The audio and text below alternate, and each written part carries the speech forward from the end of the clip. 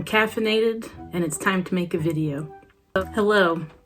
So comparatively, a lot of progress has been made on Mole's Best Friend. I think the most exciting part is that I've got a prototype working. I've started putting everything into Visionaire Studio, just learning how to make things move by following a couple of YouTube tutorials, and I'm excited to show it to you.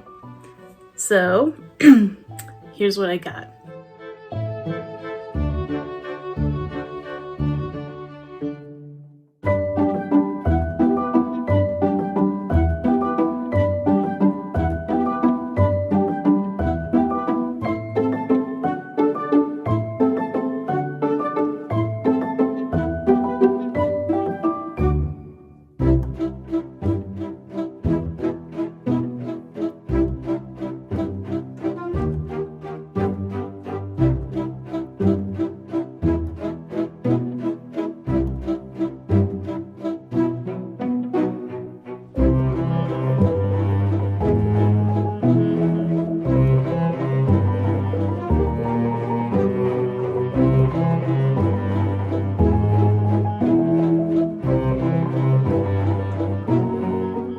So some stuff that I've learned throughout the process of actually making this prototype.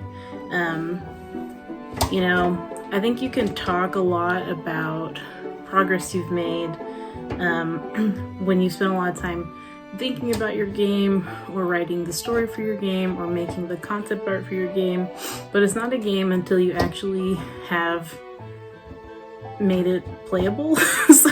So I think that's like something that I really had to just set my mind to, of like, I need to make this a real thing, otherwise what am I doing? Like, am I making an animation? Am I making a comic book? But yeah, putting it into a actual program and creating the game has been really fulfilling and fun.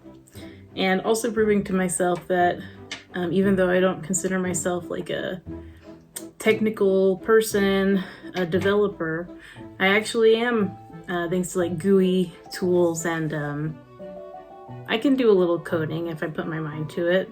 I haven't had to yet, but I think I could, because I know a little Git. Like the tiniest amount of Git possible. It's been really exciting, just clicking around in this very basic prototype that I've made, just watching the player character Topo move around the screen. I think something that was even more exciting for me was when I was able to finally learn how to make him go in front of and behind objects. My next major task is to learn how to pick up objects, put things into your inventory, see your inventory, all that fun stuff. Also, I feel like it's looking really cool and polished and professional, because I'm putting a lot of work and heart into the artwork. And so because of that, I'm like, well, it looks really cool. It's almost starting to look like a vertical slice, but Topo is just sliding across the screen, and I need a walk cycle. So I started doing a walk cycle. You can take a look at that.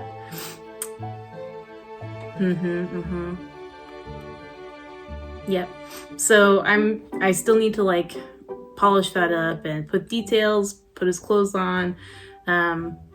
I'm gonna just try to keep it to this 6-frame animation, because I don't want to get like too caught up in the details. I'm trying to remember that this is like an MVP situation, but I'm also a little bit of a perfectionist and ambitious, so I might get myself into get myself in the weeds a little too much if I start trying to do really high-level animation. Walk cycles have always been really intimidating for me. So I pulled out my Animator Survival Kit book, and just kind of was reading that last night and followed the very basic walk cycle that is in there and came up with what you see now. And I think it's got its own little flair, so I'm happy with it. So for some reason, I had initially started drawing all of my scenes / locations / backgrounds, whatever you want to call them, as in 4K. So they were like really, really long. And I don't remember my logic for that. I think I was just like, 4K is really high resolution and it's really cool.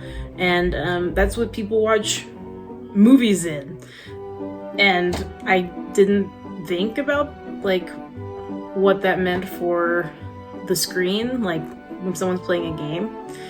And as soon as I put it into Visionaire,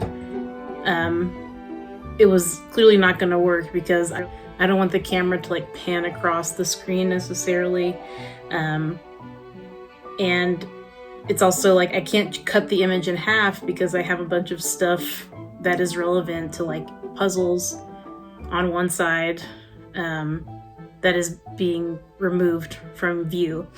So I had to go back and fit what I previously drawn into 1920 by 1080.